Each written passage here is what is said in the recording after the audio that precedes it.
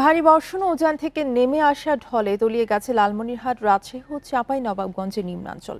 লালমনিরহাটে পানিবন্দী ৫,০০০-এর বেশি পরিবার।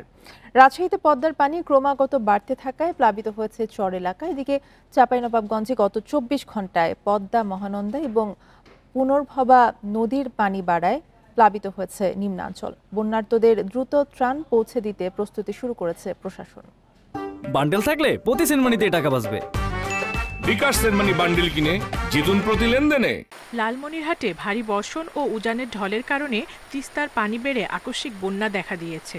ভোরে তিস্তা ব্যারেজ পয়েন্টে পানি বিপদসীমার ৭ সেন্টিমিটার উপরে রেকর্ড করা হয়। পানির চাপ বাড়ায় খুলে দেওয়া হয়েছে তিস্তা ব্যারেজের ৪৪টি গেট।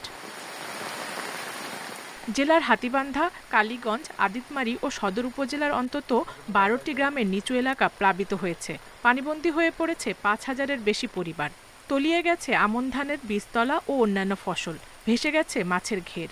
সন্ধ্যের থাকিয়া এখনো পানি বাড়তেছে। আমরা যে কোথাও যাব বউ ছাওয়া নিয়ে ইয়ার কোনো পথ নাই। যে আশপাশে যারা আছে তারা সবাই কিন্তু পানিবন্দী, খাওয়া দাওয়ার যে অনাহারে সবাই কিন্তু অবশ্যই এভাবেই আছে। গত ২৪ ঘন্টায় বৃষ্টির কারণে নদীর পানি বেড়ে চাঁপাইনবাবগঞ্জের নিম্নাঞ্চল প্লাবিত হয়ে পানিবন্দী ১০,০০০-এর বেশি পরিবার।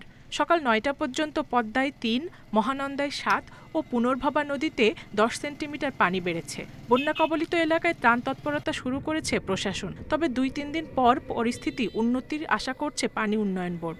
পানি বৃদ্ধির হারটা অলমোস্ট স্টেবল দিকে চলে গেছে। গত ২৪ ঘন্টায় পদ্মাতে ৩ সেন্টিমিটার পানি বেড়েছে। পানি এই পর্যায়ে থাকবে এরকমটাই পূর্বাভাস আছে আগামী ২-৩ দিন, তারপরে আস্তে আস্তে পানি কমতে থাকবে।